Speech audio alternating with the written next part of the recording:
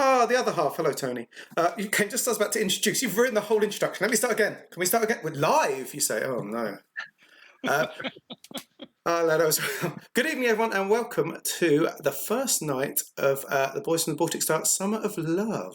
The Summer of Love. And we're sharing our love with you guys. You may have noticed someone new we're sharing it with. We'll talk about this special, lovely person in a second. But before we go into that, I briefly want to touch on a new thing that you might have seen on the screen. It's about a prize draw. The idea is every stream during the Summer of Love, we're going to give away a couple of prizes. Some will be bigger, some will be smaller, some will be physical, some will be PDFs. You'll just have to find out. Click on, all you have to do to enter is click on your little Imperial credits in the bottom corner, the little sun. For 200 credits, there's one that says Enter Prize Draw. And you get your name on the list. If the list fills up, we draw it. Otherwise, when we get to halfway, we'll draw it. And the first thing is a post. You'll get posted for free the famous postcard that we toast and drink to every single stream. Comrades, together we drink in memory of Grey Hill Best. So if you do get interested in that, just click the little prize draw thing and get your name on the list. Anyway, enough of that. That's just housekeeping. Two entries per person. Is that the max? Is that what it is 2 entries per person. We put the points so low because we want people to enter, but we didn't want someone just to buy up 10 entries. Not that you wonderful people would, but no, yeah, it's likely that we can probably spot cheaters, to be honest. Jeff, I haven't noticed Jeff Bezos in the chat, so we might be okay. Yeah. But anyway, moving on to the main point of this evening, we are very fortunate tonight to be joined by Mike from the Tangled Web, the tangledweb.net. I'm not going to talk, it's not my business. I'm here to listen. So, as always, I'm Luke. I've gone for cup of tea, for English, a basketball vest in a sign of American hands across the ocean. Ewan went to see a Hollywood film earlier in his Hands Across the Ocean, and Ben and Mike just talked about the war for about an hour and a half in their Hands Across the Ocean. So on that, good evening, Mike. Good evening, guys. Thanks so much for having me. Yeah, it's true. And to do my part of reaching across the ocean, it is true that I'm about as American as you can get. But my degree in any professional training is in British literature. It's not an English degree. It is a British literature degree. So I have there's my hand across the ocean. So yeah, my name is Mike. I am one of 7 co-owners of the tangledweb.net. It is a primarily play-by-post asynchronous TTRPG website. We have character sheets for D&D, for Pathfinder, and we're hoping to expand it to other systems. But we're a place to play when you can't get together with your friends at the same time. Thinking about this, we had to work pretty hard together. You guys are over there kind of late at night. I'm here at 6 o'clock at night in America. It would be tough with my kids running around for us to play a D&D game together on a regular basis like this. But with the Tangled Web and with Play by Post, we could play together. You would post when you have free time. I would post when I have free time. And we can do a game together for as little as weeks, as many as years. I've played in games and run games that are half a decade or longer, where I've gotten to meet people from all around the world. I've gotten to game with people from Indonesia and Croatia. I have a friend in New Zealand who, she and I are never awake at the same time, except for today. We had about 45 minutes on Discord where we actually talked to each other like real people. But generally speaking, play by post is a great way to make that reach across the ocean or oceans, and to game with people who you normally couldn't find a similar time zone to hang out with. Yeah, very, very true. So I suppose my obvious question, back when the rocks were still cooling and I was first starting to play games of any kind, really, the play by mail and play by post kinds of games were quite popular. In fact, there were even some that made cunning use of telephone answering systems, manually controlled ones. Yep. But But how do you manage sort of interaction between the group, or does that have to happen on forums rather than actually in the main responses? So it when you play a game on the Tangled Web, and this is, I'm not going to pretend that we invented the wheel here. There are other play-by-post sites, and I've played on some, and I've made friends on some. I'm not going to pretend that we're the only ones, although I do think that we have a couple unique features that others don't have. But one of the things, to your point, is for each game you would have your own forum. You have your own dedicated forum. The GM will make a forum, and one of the channels, one of the spots on the site is going to be your in-character posts. You're going to be posting as I'm the dwarf, you're the elf, whatever it's going to be. We're going to play together. We're going to have a D&D game. But then there's also just an out-of-character channel, just an OOC chat, which is pretty standard in any play-by-post game. And that's where you just talk to each other as people. Some groups will use it for close to metagaming, strategizing before a big fight. I'll do that, but honestly, I'll use out-of-character chat more for saying, hey, everybody, I got family coming into town for the holiday weekend. Probably no post from me tomorrow. I'll see you guys on Monday. There's not a heavy time commitment to play by post, whereas a regular session of D&D, you're measured in hours. I can keep up with multiple play-by-post games, including one that I GM. Half hour a day, 45 minutes a day is I would say is generally standard. But it is considered good form to post once every 24, 36 hours to kind of keep the story and game moving with everybody. So if you're going to be away for an extended period, just like an in-person game, you would tell folks, hey, I'm not going to be around for a couple days, go ahead and roll without me or move my character on without me. But I think the out-of-character chat is essential, because if you're not friends with your players, you're not really playing D&D. There are play-by-post games that I've played in and have not lasted very long, and where it's very clear that this is going to be run like a system, and you can almost imagine a robotic response from the GM. But for me, I want to hear that it's your kid's birthday. I want to hear that you went camping this weekend. If we're going to play together, if we're going to pretend to be orcs and elves, it's going to be weird if we're not friends. It feels goofy if you're not friends. So to me, the out of character chat is an essential piece of play by post, no doubt about it. Right. And so the forum is just like any other web forum in terms of structure, and people who are members can create their own thread to start their own game, and then people can join and they decide what they're going to do and set off on an adventure together. But there are other tools and resources you supply on the forum, aren't there? Yeah, the truth is you can absolutely use our site and find it helpful without playing on our site. That would make us a little sad, I suppose, but there's certainly nothing stopping somebody from it. I mentioned before that there are a lot of play-by-post sites, but something that I think is the feather in our cap right now is our character sheets. The Tangled Web is not new. It opened in 2008 and has been running continuously ever since, under a series of a couple different owners, including now our ownership group, which is the first ownership group. It was always one person until the 7 of us got together in June 2020. But what the Tangled Web relaunched this year, March 2021, with a brand new site, not just a facelift, but redesigned from the start, including a brand new dice roller, brand new forums and features and stuff. But the character sheets were really the thing that we had going for us. They have fully editable pictures, which is pretty normal, but they also have fully editable backgrounds, which is not very common. So you can set your ranger in the forest. You can set your dwarf in the Underdark. You can have the whole sheet give you the vibe that you're going for. And on top of that, obviously, you can still do it the pen and paper route, and I know a lot of us do, but our sheets are also editable and auto-calculating. So you can, it'll do the math for you. What our hope is, and what for the next big update, and I wish I could give a due date, but I can't.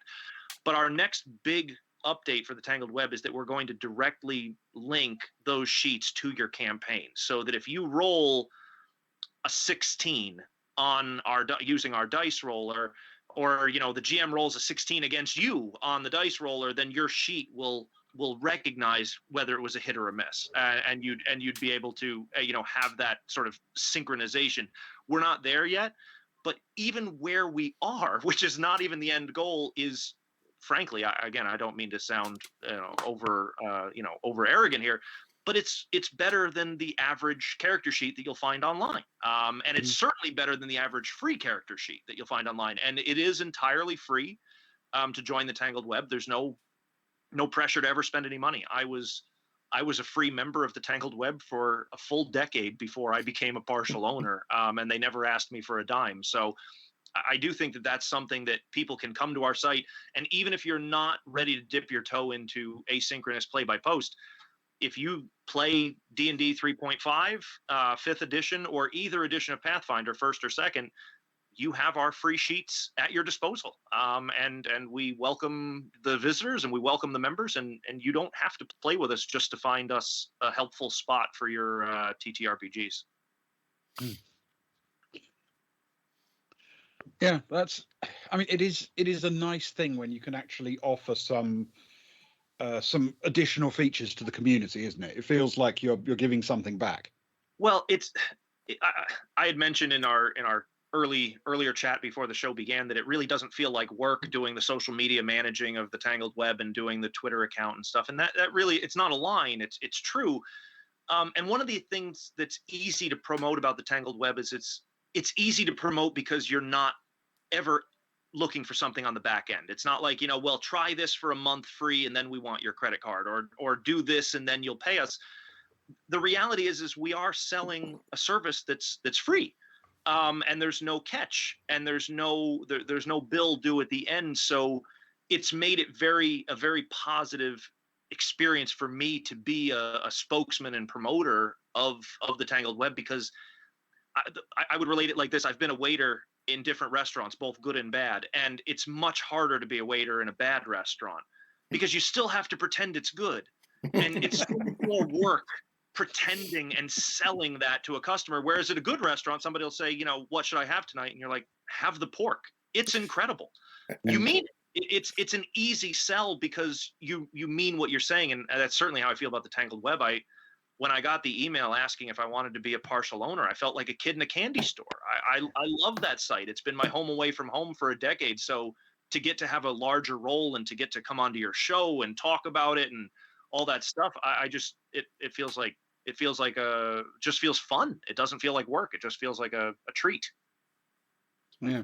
So what got you into playing role-playing games by post originally? What was your first experience? Why did you do that? Well, I was pretty late to the game. Most of my role-playing experience as a kid was solo through console and video games. I grew up in a very small town, pretty conservative town, not really a TTRPG presence. So, I was playing old gold box computer games like Pools of Radiance and Eye of the Beholder when I was a little kid. And I didn't really understand what I was seeing. I didn't really understand THAC0. I didn't really get what was happening, but I knew I wanted to kill that weird floating eye thing. So we all want to kill the weird floating eye thing. We all want to kill the floating eye thing. And that's why we roll the dice. But what got me really into it is so by the time I was at an age and at a point in my life, having moved to Maine and was in my mid-20s, I really wanted to find a group, and I really wanted to really start playing role-playing games the way I had kind of hoped to as a kid and never really had a group to do it with. And right around the time that I made that decision, my wife, we got pregnant with our first child, and I thought, well, what are the odds that my wife is going to take it really well to say, here, honey, take this screaming infant. I'm going to go pretend to be a dwarf for 5 hours. I just didn't see that going over really well in my house. So I literally, Googled role playing asynchronous, or, role playing when you don't have much time. I forget what the actual search term was, but it led me to play by post. It led me to the Tangled Web, and I joined and I made a profile. And I saw that there was a game ad for a Pathfinder game. I had never played Pathfinder. I'd never even read the rule book. And I just threw it out there that, I'm a quick learner if you're willing to give me a shot. And this guy, Vlad, who I'm still friends with, we chat together. We gamed together just a few years ago in a Lord of the Rings game, a One Ring system game together. he gave me a shot, and within, I was playing my first character on Pathfinder within a day. I was in the game for years, and I was GMing my first game within a month of being on the site. I found I was just waiting and hitting refresh and wanting to play more and wanting to do more games. So I started up my own first game, and it was pretty successful. We played for years together. I still have friends, lifelong friends in real life and on social media who I met in that game. So yeah, I kind of hit the ground running in 2010. The site was created in 2008. So I was a couple years into it in 2010 when I joined and had my first child, my daughter, who's now 11. And I've just been there ever since, and became a co-owner in June 2020, when the old owner essentially said, I'm going to sell the site or I'm going to shut the site. That was kind of how it went. And a bunch of us who had been longtime players there said, well, we don't want you to do that. And, truth was, it was a very reasonable ask. And we were able to come together and pool some resources and save something that we all felt like it was a home away from home. So, and now the truth is it's so much better now. And that's not just a line. It's so much better. It was always, I loved the Tangled Web all those years I played on it, but it was ugly. Like, it was ugly in like a sweet and sort of like redeeming sentimental way, but it was ugly. It really was. And we didn't even have character sheets for some of the most popular systems. We had to, we would like play our games and we'd be like, go to this other site to get your character sheets and then come back and play with us. It was a little silly, but since the relaunch in March, we've really seen a ton of success. I'm very, really proud. We launched the site with a few hundred members in March, and we're closing in on 5,000 members as of today. We're at about 4,800 and change. So, I mean, that is, I never, ever could have expected or hoped for that kind of membership growth. And I do believe a large part of it is the interaction on Twitter with the wonderful, TTRPG solidarity crowd and TTRPG family crowd. A lot of folks have made the migration over, which is awesome, because the Tangled Web just works better with more members. The more people who are there, the more games that are running, the more game ads that are up, the more interactions on forums and chats. The more the merrier. The whole experience is better for people as we all join together and and find it together, which is cool. Okay. Yeah, and I think that's a real credit to yourselves as well. I mean, first off, I'm in my mid-30s and I still don't understand to hit armor class 0. So as a kid, you're fine. That's not a problem. You're too young. Yeah. Well, there is that. But I think it's so easy to pick up and to drop into, and I think the fact that some members of the site would rather have come together and paid for it and to continue to pay for its upkeep rather than lose it is a great selling point. It's a great credit to the site itself and the fun that you guys have, I guess. I'll be honest. I'm not going to sit here and pretend that we're the highest earning website on the internet or anything, but we are now functional and stable in a way that even if members didn't know it, we weren't totally functional and stable there for a while, where it was like, where's the hosting fee coming from? That's not really the case since we launched the subscriber option, which is entirely optional. I'm not trying to sell it. It really is optional. It just gets rid of ads and it lets you have unlimited games as a GM instead of just running 3 campaigns at a time. So there's a kind of a soft limit on the free membership, and then all the restrictions and ads are gone with the subscription. But just in the first week of launching the subscription option, we had some longtime members who were so kind and sent messages and said, "Oh, I've always wanted to find a way to support the site," and stuff like that. And our hosting fees are paid up through for years now instead of measured in days and weeks. So I feel very, very fortunate that whether we ever become the biggest play-by-post site on the internet or not, or any of that, whatever our position in the market is, we're there for the long haul now, and we really have a good sort of cutting edge forum system where we can really offer hopefully a lot to the community for years to come, stable and not worried about any big changeovers. Feels like we're in a good spot now. That's great. Yeah.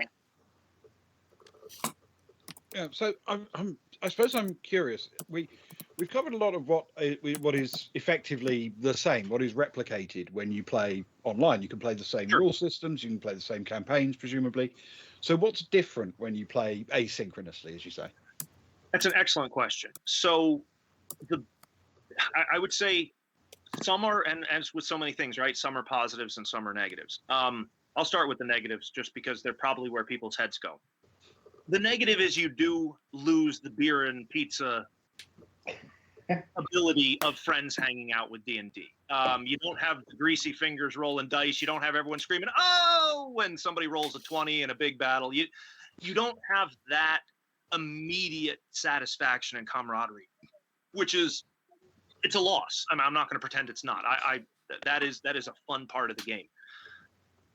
What I do think it does, and it's slower. There's no doubt about that. Like, let's say you're going to run an adventure path, one of the Paizo adventure paths for Pathfinder. It recommends that if you're doing a weekly game and you're playing a couple hours a week, you'll probably finish the book in, 2 years, let's say. You're going to have to double it for play-by-post. You're going to need to double it. You want to run the AP cover to cover, you're going to need 4 years. You're going to need more time because there are breaks and there are pauses and real life gets in the way and sometimes players drop and, there are disadvantages. But here to me is, well, there's two to me major advantages of play-by-post. One is it allows a guy like me, as I mentioned, with very limited free time to be able to play these games. Where I've got 3 kids right now. I have an 11-year-old and 2 5-year-olds. And yes, my wife is awesome and she could hang out with the kids for an entire night, but I like to be there to read bedtime stories. I like to be there to watch an episode of Loki with my daughter on the couch before we go read Percy Jackson. That's part of the rhythm of my life now, and I like that play-by-post allows me to do all those things and still get a role-playing fix. The second big positive for me, speaking of the role-playing fix, is that you can play anything in play-by-post in a way that it's harder to do in person. I mean, you guys can all see me right now on camera. I'm 6'3" on the wrong side of 200, and you don't look that old. If I want to play, a gnome, a female gnome sorceress, that's a tough sell at a table.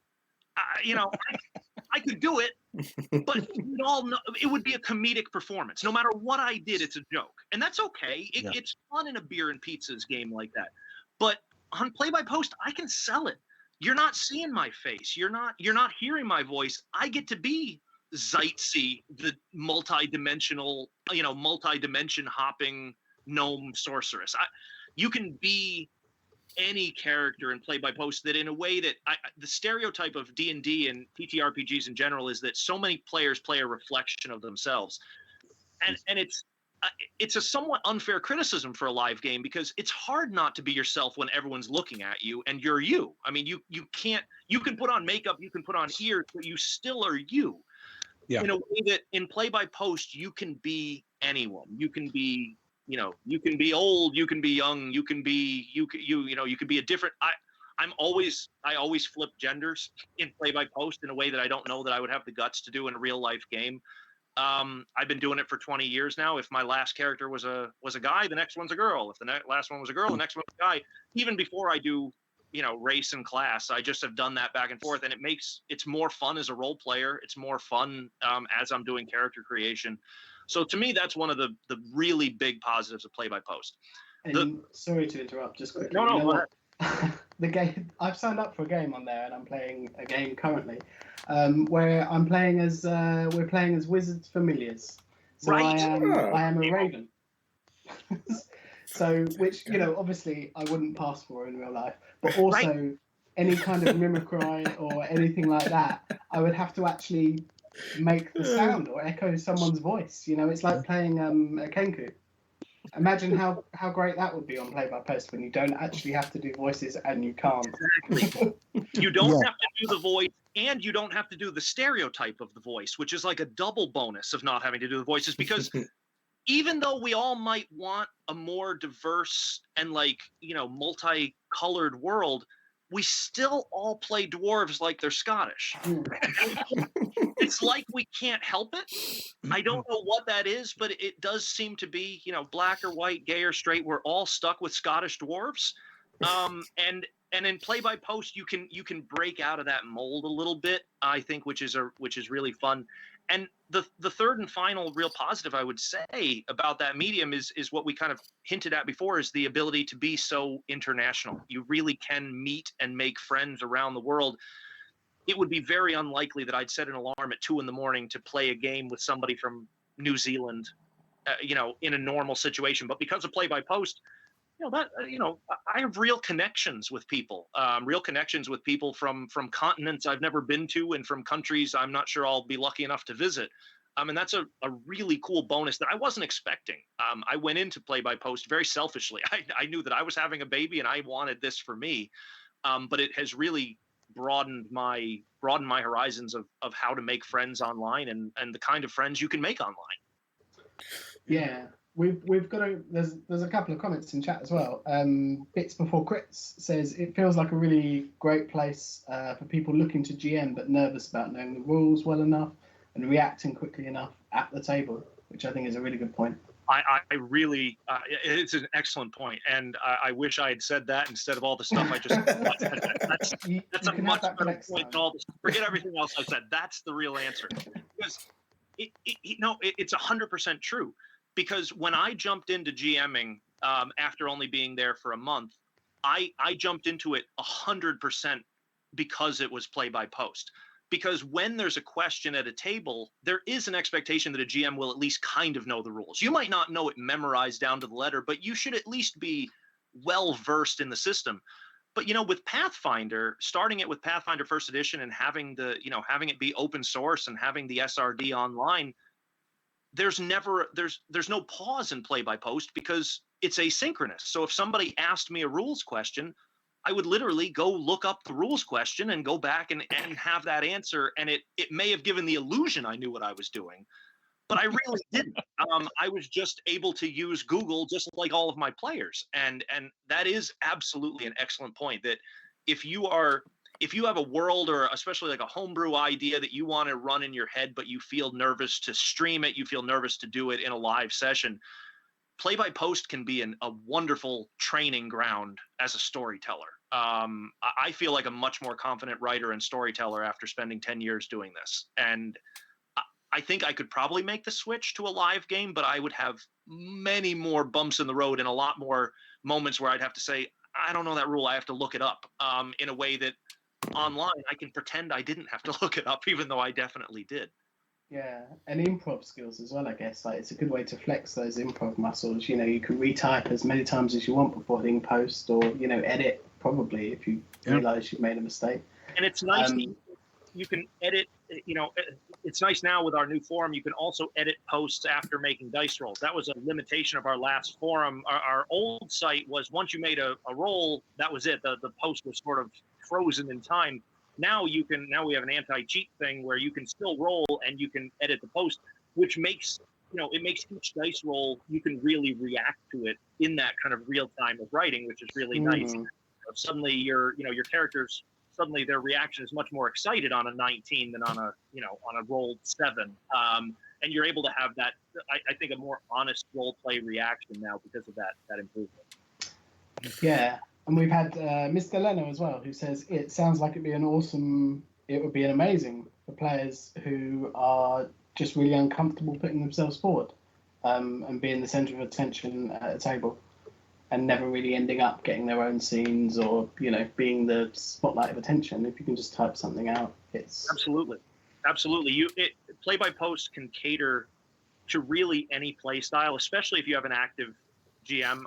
I don't think there's any real secret to a successful play-by-post campaign except for players and a GM who post once every 2 days at a minimum. As long as you're chatting with you, even if you're not moving the story forward, even if you're just chatting out of character and talking about, the upcoming holiday and work and kids, you're still having that interaction. After all, not most people who play live games don't play every day as a character. They play once a week together. Yeah. So you don't have to drive the story forward every day, but you do need to talk to your friends pretty much every day or close. And that will keep a play-by-post game alive long after, because they will die. Play-by-post games are notorious for people dropping because it's so much easier than telling your friends you don't like them anymore, right? You don't have to do something. It's anonymous. You know, you've got an avatar, you got your screen handle. You don't have to say, "Hey, everybody, I don't want to play with you anymore." You just stop logging on, and that is an unfortunate reality of the medium. But I will say, to my own credit, I guess, I still have players who I've played with now for over a decade. I have players who I've known for a long, long time, and I think that's because we're friends. I think that's because we made that transition not to just treat each other as anonymous screen names, but as human beings with names out of character and you know, a life outside of role playing. I think that really helps the longevity. Right, I'm going to cut across there briefly. On a Thursday, we don't normally, but because it's the summer of love, we're going to have a very brief half-time break because we've got All the rules are different in the summer. All the rules are different in the summer of love. Anything goes. We've got adverts that we've got from creators that we'd love to sort of flash across the screen and show over a couple of minutes. And when that finishes, we're going to make the dice roll. Ewan has got dice, and we'll make the roll for the Greyhall Bass postcard. So people have got another couple of minutes to add. You can have up to 2 entries on that. So we'll say 3 minutes. Then we'll make that. We'll introduce the next prize, and then we'll kick straight back in and carry on where we left off because this is some really good stuff. Good. Fantastic rap. I'm going to mute you guys now though while we go through these ads. Okay. Right. Pictures off. Tangled Web's off. That. Are you the kind of person or unspeakable nightmare horror who likes actual play podcasts, but occasionally wants a break from all the high fantasy heroics? If so, you should check out Negative Modifier, an actual play podcast that specializes in darker, more mature games. You can find us on YouTube, Twitch, and more or less anywhere else podcasts can be found.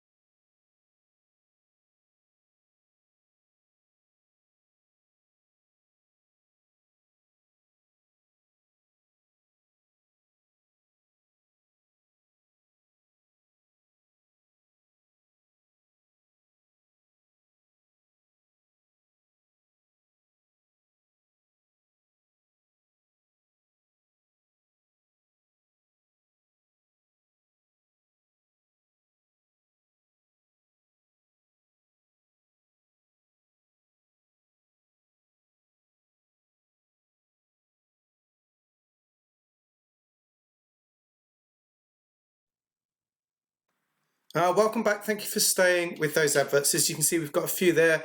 Like I say, Tony Shaw, we're going to do something with badges from her. They're amazing. They're like, we're going to give away a class and an alignment badge. So you can have a combination of 2 badges. So you can be the chaotic good bard, like 95% of tabletop role-playing games.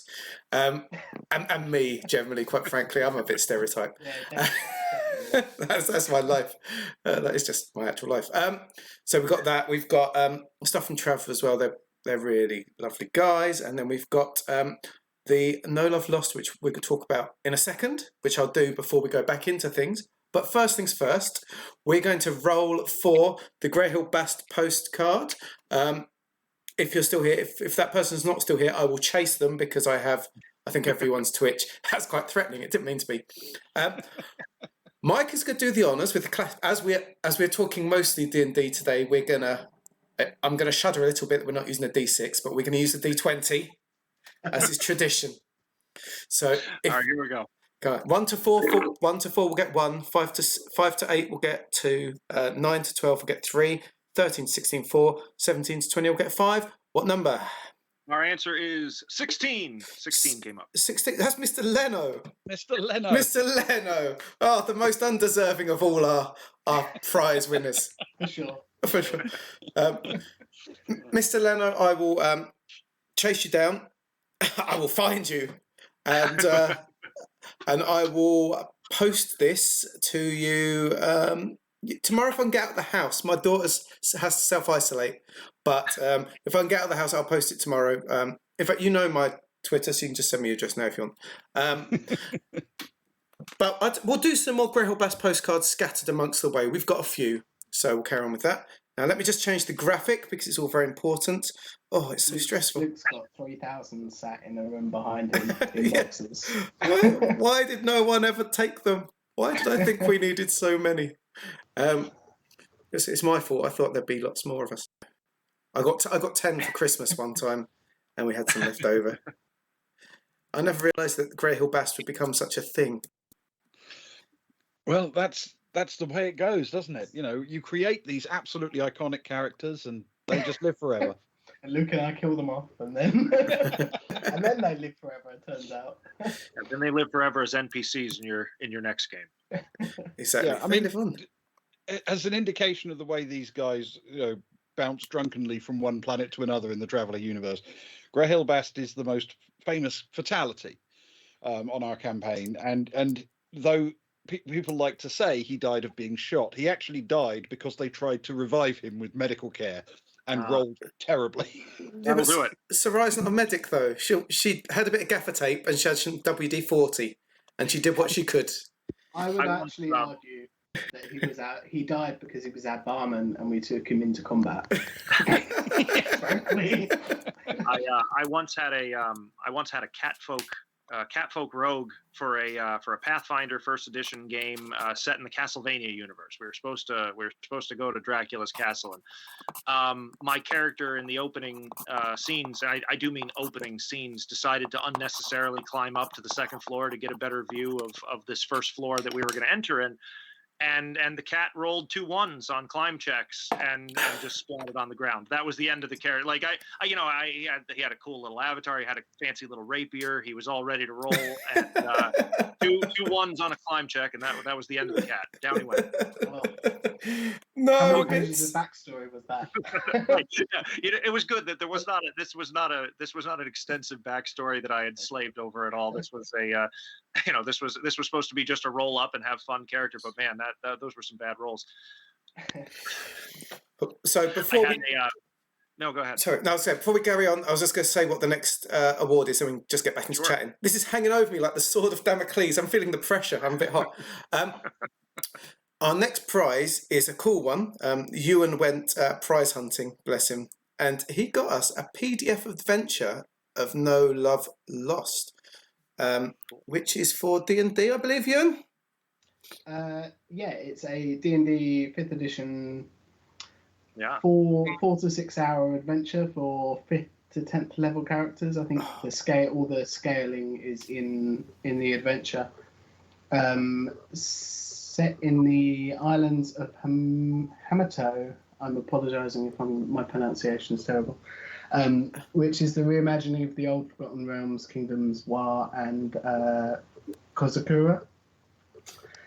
It's written by Douglas MacLean, Elfnut Games, who are at ElfnutG on Twitter, if you want to follow them on Twitter, and it's also available on the Dungeon Masters Guild for a really reasonable price, frankly, if you want to pick it up. Just search No Love Lost.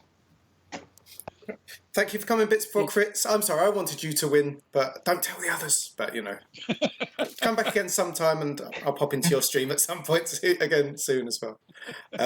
But, yeah, it's a really good looking PDF, isn't it, Ian? And I think so someone can get that for just 200 points entry. Whoa. Which you've got time to enter Bits Before Crits. So if you've got the points, whack them on now or be in contact should you win after the stream. Exactly.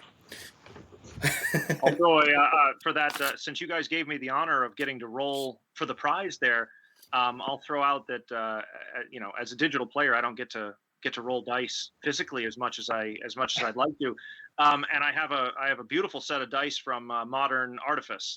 It's a dice company, Mod Artifice on Twitter. I was lucky enough to win a giveaway on there, and I got to take my pick of the dice, and got these beautiful, sort of rainbow metallic dwarven sky metal dice. Really, really cool stuff. So throw a thank you out there to Mod Artifice. I would have been rolling with a much sadder looking set of dice if I had those. So thank you. Instead, you got to roll like a king. Right, I got to roll like a dwarven sky metal king, which is what we're all kind of going for in this community anyway.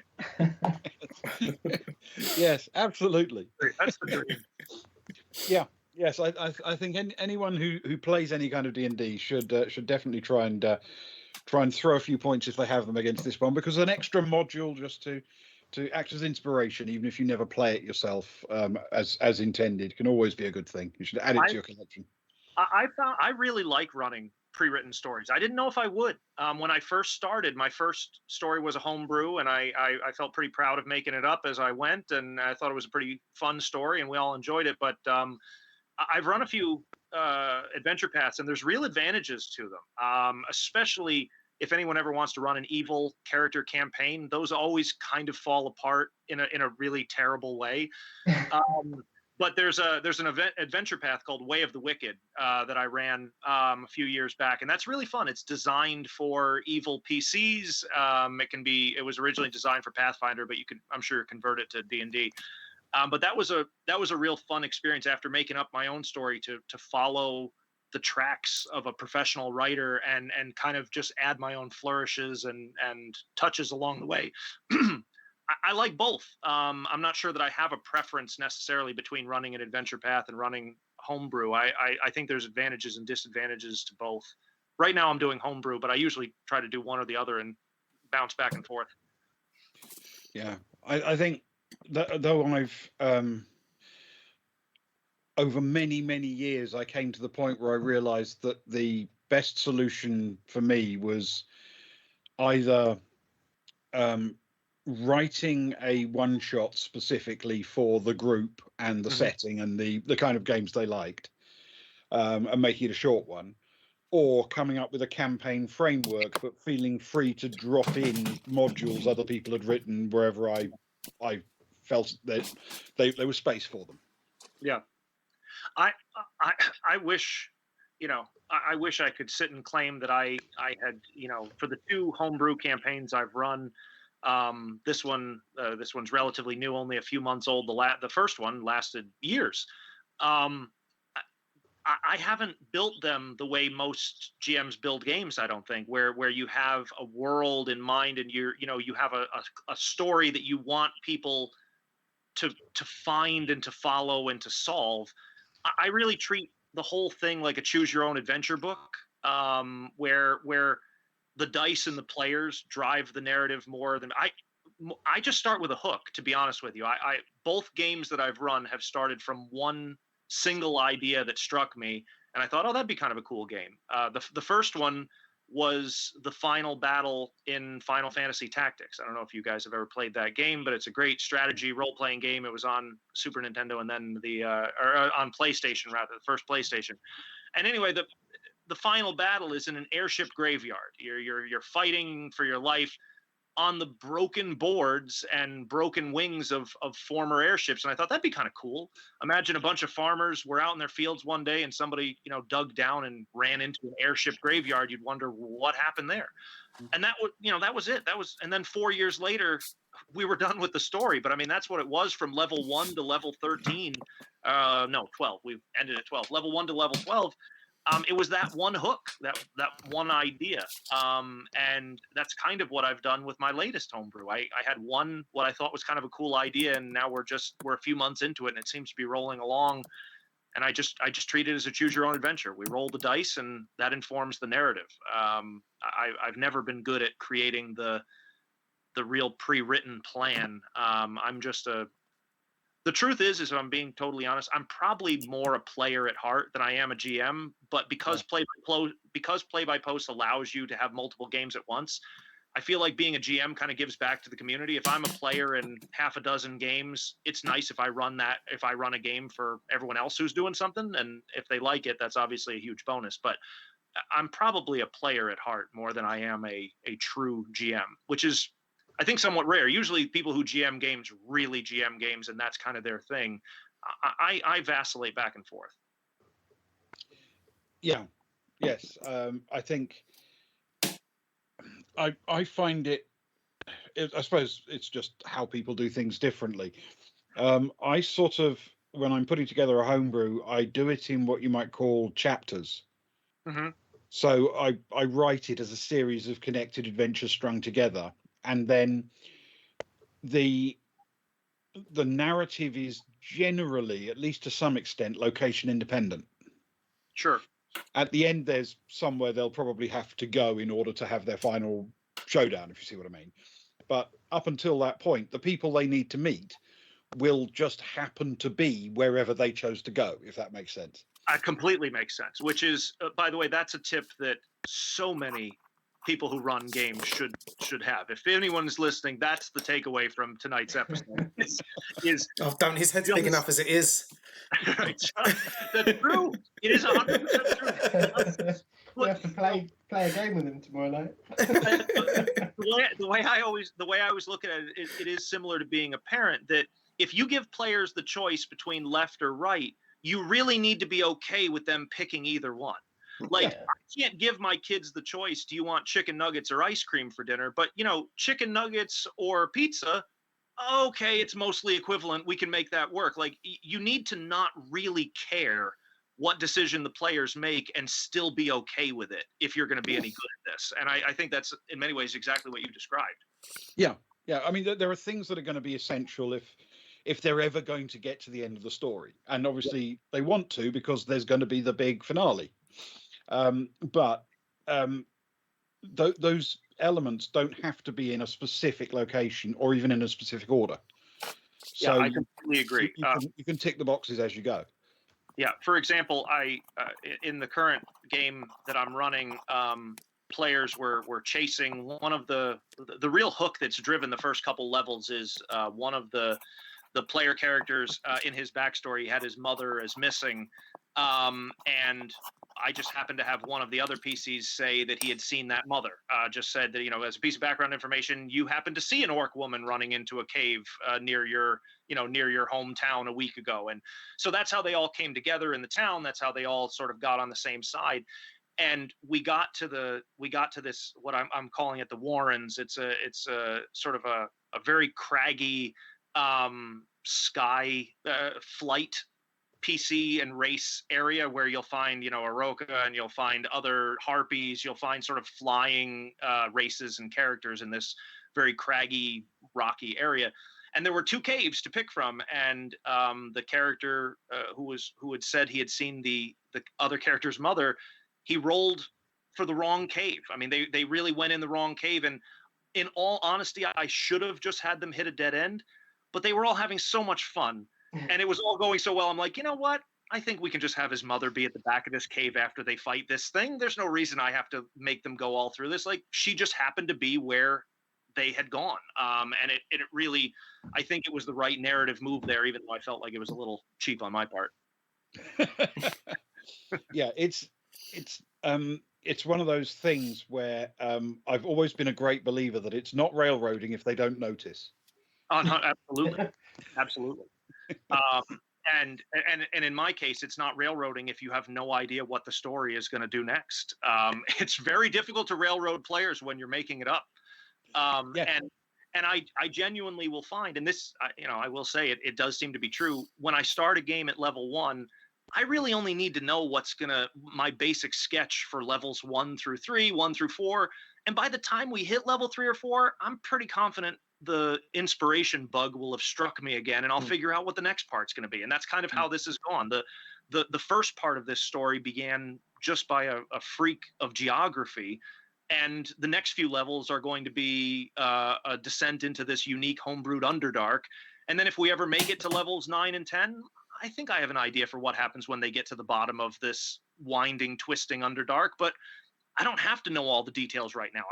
And that's the beauty of play by post. I've got time. I have time to figure that out even as the game continues. Yeah, I've definitely had players ask me a question which I hadn't even thought about. Oh yeah, occurring, and just said, yeah, sure, roll for it. And then all of a sudden, this bit of information that they found has dictated where the story is going to go next completely. Oh, absolutely. In my first homebrew, I had a character very early on roll a 20 on insight in what really was not supposed to be a moment where they were ever supposed to know that this one character was more than he pretended to be. But she saw right through him. She saw right through his disguise. So that very much changed the narrative. I thought that was going to be a twist and a surprise, and instead that ended up being, an early run-in with a character that ended up becoming one of the big bads 6 levels down the road, and everyone's like, "Oh, I remember that guy." That's so that was an exciting moment in the story, and nobody would have ever known he was the bad guy if it hadn't been for that 20 on insight on level 1. So even when players mess up your story, it's your story. It's our story, right? It's everyone's collective story. So yeah, there's no real messing up unless you decide it's a mess up in role playing. As long as you have the right sort of attitude for it, it's just fun. You can't really screw it up. Well, as long as you understand your own the sort of backstory of what's going on away from the characters. Absolutely. Then there is no way that it can be messed up. It just means they go down a different path and avoid all of the things you originally thought they were going to do. But that's okay, because some of them will be repurposed into where they've gone now, and won't be completely wasted. And they'll find their own path, and eventually you'll find a clue or a character or something that will lead them naturally as they pick up more information, more clues, more items. It'll lead them naturally to the same conclusion, even if they never followed a single route that you were aiming for. Well, Ben, famously, had an adventure that's all their own. Famously, that's what we did on Osin. Where, as usual, Ben had set up all the usual sort of adventures when you go to a new Traveller Planet. It'd be like if you went into a new town or went into the tavern and started talking to people, and he sort of threw us some breadcrumbs, brought in a few characters. Thought that we'd go and visit like the head of the town, which we just didn't do for ages. So I think tried to okay, they've not done, we'll do other things. And then when we finally did do, we decided to assassinate him, which we just started a whole overthrow of the government. We went There you go. We went on a bit of a socialist overthrow of the government, which he wasn't expecting. I mean, the guy was creepy. To be fair. He was creepy. A little bit NPC, a little V for Vendetta. Exactly. He was sort of owned by the corporation, really. He was a bit of a puppet. He was a bit creepy. We didn't like him. And we're right around Guy Fawkes Day, right? Isn't that? it felt like the right thing to do. Somewhere. It was literally the very first person they met on Osin. I think literally the very first thing of information he gave them was about this governor. And then he gave them a couple of little breadcrumb clues and told them where the governor's office was and what have you. And then when they finally left that and just set off through the ship, they literally walked past a sign painted on the bulkhead wall saying "this way to the governor's office," kind of thing. The only sign. And then they went to a shooting range, and they went shopping, and Shopping, of met course. a few other people, and they explored other areas, and they did some medical supply shopping, and then went off down a mine and came back again and fought a little battle with some mercenaries. And then almost the last thing they did before they left was to go and visit the governor. And by this time, all of his secrets had already been laid bare by everybody else they'd met. So instead of getting a first impression of him and then learning about him afterwards, no. They went there with murder in their eyes. I love when players really latch on to the wrong thing. I'm in a game right now, an investigative game where we're all playing, city watch detectives, and we're supposed to be grilling this prisoner, somebody who we caught, trafficking in illegal goods in secret tunnels, and we're supposed to be really putting the screws to this guy. And the DM mentioned that there was a gnome in the next cell, muttering to himself and writing complicated mathematical equations on the floor. Nobody in the party cares about our prisoner anymore. We just want to know what the gnome is up to. Nobody. The entire story has been derailed entirely by this calculus-doing gnome. That it's all anybody's interested in. We don't care about the investigation. You could see the whole thing going off the rails. That we're just ready to spring. We're ready to quit our jobs and spring the gnome from jail so we can explain his equations. It's because they're too good of an NPC. That's the problem. Right. You've made them too tasty. He's just too good. But that's the joy, I think, of the whole tabletop role-playing game, is that you just have that freedom to do that for a start. Yeah. But also, when everybody at the table embraces that, it just turns into a lot of fun for everyone. Well, that is unplanned fun. Especially if you come from it as a video game player, which I'm sure so many people do. Yeah. In even the best video games don't really let you do everything. Even the ones that give you the illusion of choice don't really let you do everything. There's still a program in there. There's still ones and zeros telling you what you can and cannot do, and that's just not true. And role play, you can do any crazy thing that your imagination comes up with, and as long as the dice roll the right way, you get to see what happens. Yeah. And that is once you get the hang of that in this hobby, it really is the sky's the limit. And sometimes it's not, right? Sometimes it's the multiverse is the limit. The Dark Tower is the limit. It's such a cool realization that you can do whatever you decide to do, which is so refreshing compared to board games and video games, which I love. I love those mediums too, but TTRPGs are a whole other kettle of fish. It is a unique experience, and the thing that is unique for me is that absolutely collaborative nature. You can do all the preparation as a GM that you want to do, but ultimately the story isn't told by you because you're not in control of the heroes of it. Absolutely. So you can write the backstory, you can write the setup, and you can eventually provide them with a worthy challenge for them to try to overcome. But you're not actually in charge of what the heroes do. So if the heroes decide actually they're not going to rescue the princess from the Death Star and go off to do something else, it's like, that went wrong. But right, exactly. The princess is sticking it out on the Death Star, and we're going to go somewhere else. And that is the fun of it. Is there's no wrong answer, other than I suppose there are some folks who are bad actors and bad sports in the hobby, but for the most part, if you find a group who you're friends with and you can align with in that way, you really can't go wrong as long as you're all telling the story and having fun and rolling dice. Yeah. Yes, absolutely. That collaborative thing is, certainly in my experience, pretty much unique to role-playing games and tabletop role-playing games at that. Absolutely.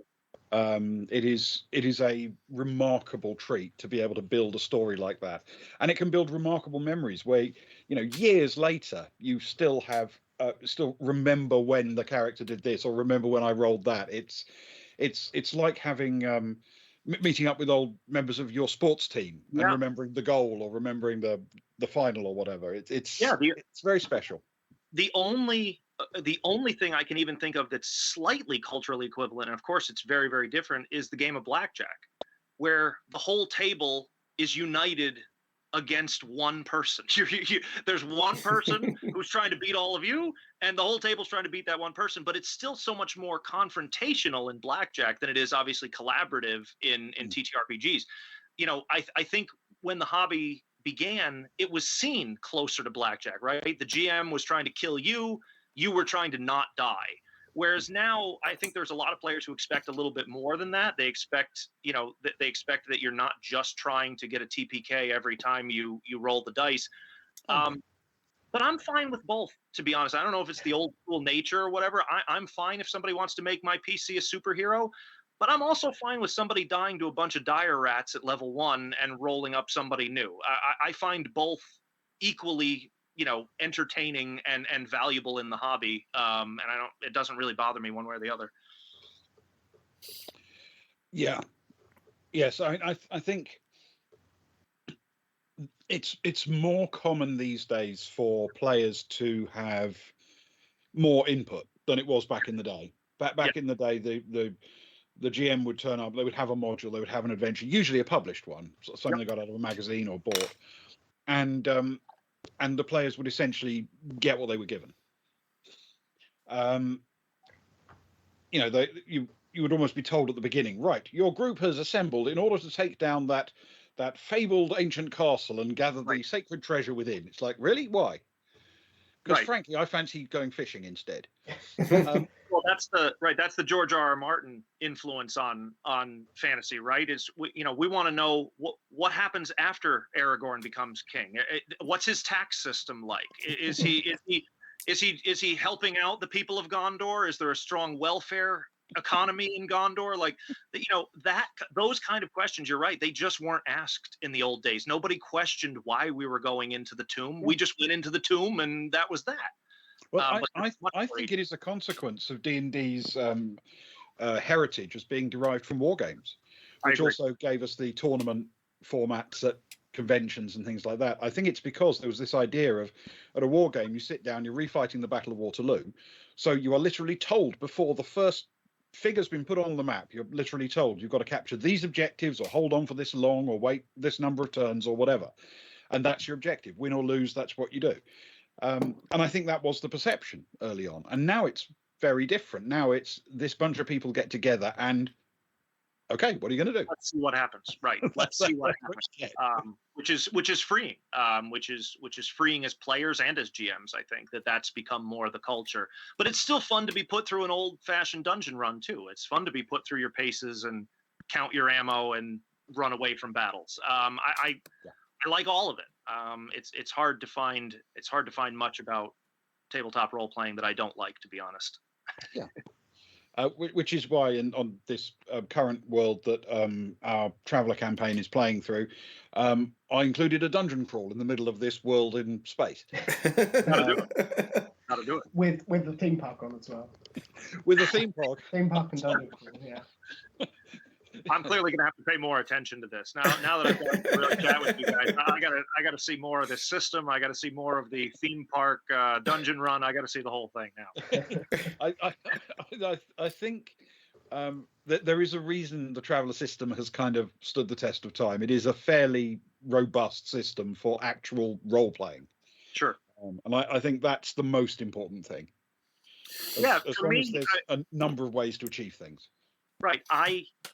For me, it really is, you know, we talked earlier, I think, about how a lot of players will play a reflection of themselves. And I'm not judging that. I think that's great. If that's, you know, if somebody wants to imagine themselves as a hero, that's very cool. But that's not how my brain works for this game. I don't think I've ever played a PC who's like me. I'm me all the time. And I like me well enough, but that's enough. You know, that I'm every time I turn around, I'm still me. So that's good. That's good enough. So I always want to play the weird character. Anytime there's a GM who says, you know, I want mostly a human party, I'm like, well, what about a walking tree? Could the humans be friends with a tree? Because I want to be the tree. I will always pick the weird combination. I like gnome paladins. You know, I like halfling barbarians. I like the weird combinations that don't mechanically make sense because. And I've had this argument with other players where they're like, well, why would you, deliberately sabotage your character? And I said, You mean why would I make something fun and interesting to have a -1 modifier? It's not like it's not like the character can't do anything. It just doesn't get that extra +1 that you would from, being a dragonborn or half elf or whatever. It just seems, I'm not playing this game to get the +1 sword. I'm not playing this game to argue over loot. I'm playing it to pretend to be something I'll never be. Yeah. I'm trying to, I'm trying to dive into a story and dive into a world that I would never get a chance to do. There's a quote from John Updike's short story A&P where he says, I slid down her voice into her living room. And that's kind of how it feels with when you really get into a character, right? When you can slide down their voice into their world. I'm sure for you guys, right now we're just regular people talking, but pretty soon, tomorrow night, you're going to be back on a foreign planet and you're going to be back in a dungeon run and you're into it. You're there. And that's one of the things I just love about this medium, about this hobby, is you can really do true escapism in a safe and kind of unpredictable way. Yes, I think it's one of those things. If you do embrace that, you avoid that. Well, you'll know this. You're an English teacher. That horrible consequence of the path less travelled, of the sort of constantly berating yourself for having chosen the wrong way when you look back on decisions, even though you accept you couldn't have known at the time, and assuming that everybody else would have done it better than you. And yet, in reality, as long as where you went put a smile on your face, it's brilliant. Right. I mean, that's the thing, is if I, on a regular day, I've got to get to the grocery store, I've got to mow the lawn, I'm going to hang out with my kids and play football in the yard, but I'm also going to get to continue being an investigator outside of that gnome's jail cell. I also get to advance the story in my own game I'm running. I also get to, be a cleric who's healing the party in a run through the mines of Phandelver. I can include all of those role-playing experiences in a pretty busy life that doesn't include a ton of downtime. And that to me is definitely, to, just circling back. Yeah, it's the fun of play by post. That's why I'm able to come on here and chat with you guys and have these stories. If it had been over the last 10 years, how many times I sat at a table, I wouldn't be sitting here talking to you. It's getting to do it asynchronously that's allowed me to have this experience. Although it wasn't through role-playing as such. In fact, one of my first entries into role-playing was through play by email. I've kept this very private from everyone. I'm slightly ashamed, but I'm going to share it with you all now. We're all friends together. I'm ready. Okay, settle down, everyone. Settle down. And I think it's the reason why I'd quite happily go sessions without rolling any dice. Just pure role-playing. Quite happily. The odd one for a bit of carousing or something, I'm good with that. But so when I was about 18, 19 at university, and I'd sort of go into the computer room and type my essays up, and then I'd be sat there for a couple of hours and be a bit bored, I joined an online play-by-email, how do I explain this? Awesome. E-Fed for wrestling, where you all role-played as a wrestler. So basically, you typed up your promos. So like Stone Cold would be in the ring giving all the cans and all that sort of stuff. And so you'd be if you're typing up your character or like the bits during the week, if you're feuding with someone, you'd be like, "Oh, hey, Mike Awesome, I'm gonna get you next time," and giving it all that. And then there was some software that was used to write up the cards. So that was written, and then you played off that. So you'd send in your emails. You'd send in a few a week of your role plays. And then the match would happen, and then you'd have to bounce back off your result, whether you'd won or lost or whatever, and you're right on again. That is, I mean, we're technology and internet speeds and dice roller on the forum and character sheets, all of the improvements here in 2021 that we have at the Tangled Web. But I mean, that at its heart is exactly what you're talking about. Is you play when you can, you post when you can, you react when you can, and as long as you have a group that's committed, it can last a long time. It can go really, really well for a long time, as long as you kind of keep that conversation going. You're excited to see whether you won or lost your match. You're excited to post your reactions, win or lose, in that email. What you're describing there I mean, fits exactly the mold of asynchronous play now. I think it went about 6 years. There you think with a massive, with all title reigns and people undefeated for 4 months and all that sort of stuff. Yeah, that first homebrew game that I had that I mentioned, we had by the end over 30,000 in character posts. So I mean, it was we were over the course of it was about 5 years, but I mean that's averaging more than a couple posts a day for well over 1,500 days. I mean it was great. It was great, and again, we were able to make that work without ever sitting at a table together, which is, as much fun as sitting around a table is. That it was nice that we were still able to have that experience, even spread across continents and time zones. Yeah. Speaking of time zones, gentlemen, as I literally, as you can probably tell, I would sit here and talk about this stuff all night. I hear my wife reading Berenstein Bear books across the hallway, which is my cue that it's time for me to go hug those twins and say goodnight, I think. So I'm gonna have to duck out for now, but I really do want to say thank you so much for letting me be on the premiere of the Summer of Love, and this is my first live stream ever. So thanks for putting up with me and having me on. And I hope I get to come back. I hope we can chat again sometime, because I would gladly continue, whether it's another hour and a half of talking to Ben about the war or talking about. You can have your own. You can have your own stream for that. Right, we can have our own stream just talking about Ben and Mike's war chats. Anytime, truly, this was an honor and a privilege, and I would come back anytime. This was cool. Thank you. It's been a delight to have you. Yeah, really appreciate it. I really appreciate it, and I'll be listening in, and I'm going to be checking out that Traveler stream and seeing what kind of hijinks you guys get up to next. Brilliant. Thank you. Well, thank you. I hope you'll enjoy. Thanks again, gentlemen. Thank you for joining us so much. Cheers. Right. Let's do the draw. Let's finish. It's Thursday night. We've all got places to be. Bed mostly. Yeah. Ewan, have you got a D6? I have, but I don't want to roll a D6, Luke. We roll D6s every Friday. Can we not make it a D12? Okay, let's go. Okay, we can definitely make it a D12. Right. Is that a fair?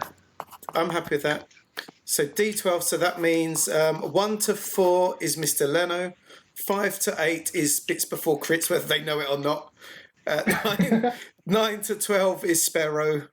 What we got, Ewan? Makes no difference to me. Oh, wait, pause. Don't show anything yet. Mr. Lano's throwing his generosity around like some big, generous man. Hold on a minute. Does that null and void my roll? Or who knows?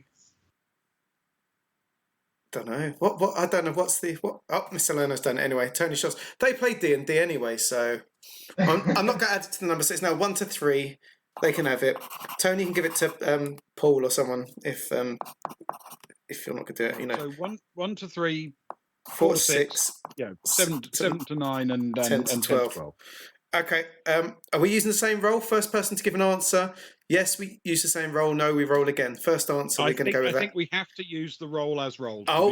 That's. We never found out what it was. Only Ewan knows. So we're gonna put Tony's number up at the 4. So Tony's going to win on a 10 to 12, and what was that? That's very small. It's 11. 11. It's 11. That's Tony. Tony has won it. Tony through Leno. Leno has ripped it out of Sparrow's hands at the last minute and presented it on a plate. Honourable mention to you. We'll make it up to you. We promise. Oh, fantastic. We'll definitely make it up to you. Fantastic. So I've got to send a Greyhawk postcard to Mr. Leno. Tony, Ewan's got the PDF. Are you friends? Are you following each other on Twitter yet? Ewan, you should if you're not. She does some really cool makeup stuff in the afternoon as well. Well, hunt her down, Tony Shaw. Then you can sort out email addresses or something because that's through you. I shall indeed. Or Tony Shaw, just drop me over your Twitter handle. You can whisper it on Twitch because I lose track. I'm quite. We'll sort that out, and then Mr. Leno, send me yours, and I will post it to you. Tomorrow we are Baltic Starring, and I think the first prize tomorrow, Ewan, I think we should. I think we should offer up something very close to your heart first. I mean, things. oh yes. I'm Oh, excited yes. about this. If this is what I think it's going to be. Are we announcing it now? Or Yeah, we'll announce what our first hold off prize. then? Let's announce what our first prize is for tomorrow. These guys get a little sneaky peeky. So tomorrow we've collectively decided that I own too many dice, and it's a well-known fact that I have too many dice. I've also decided that I need to get rid of some dice before I can buy some new dice.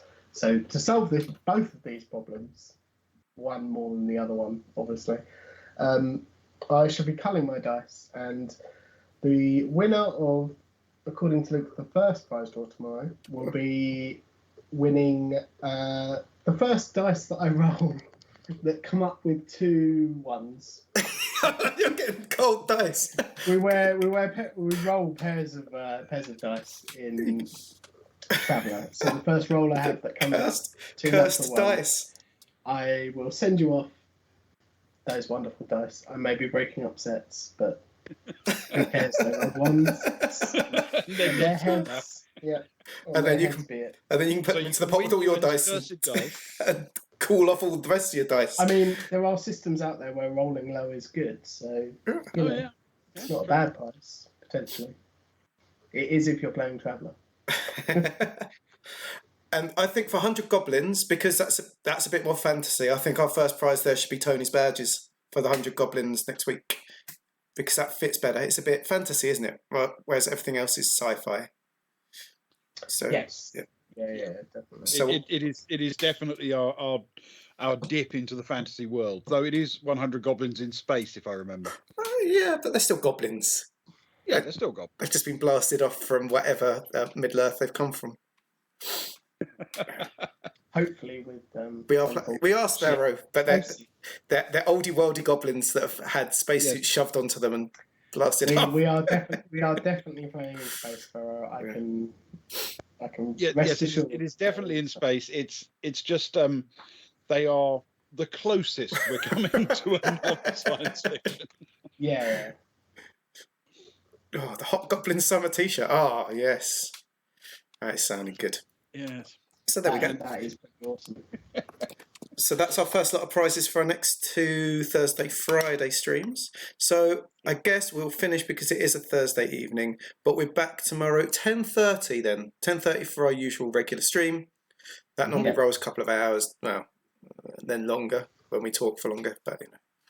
So come and join us. Magical things are happening. What's happening? I can't remember. What did we do? Oh, we nearly threw someone out of a door, but we didn't. Yeah. We left them on the. Well, you did throw them out of a door, just not from a great height. No, we were very kind in the end. Sparrow was nervous that we were going to kill someone, but we didn't.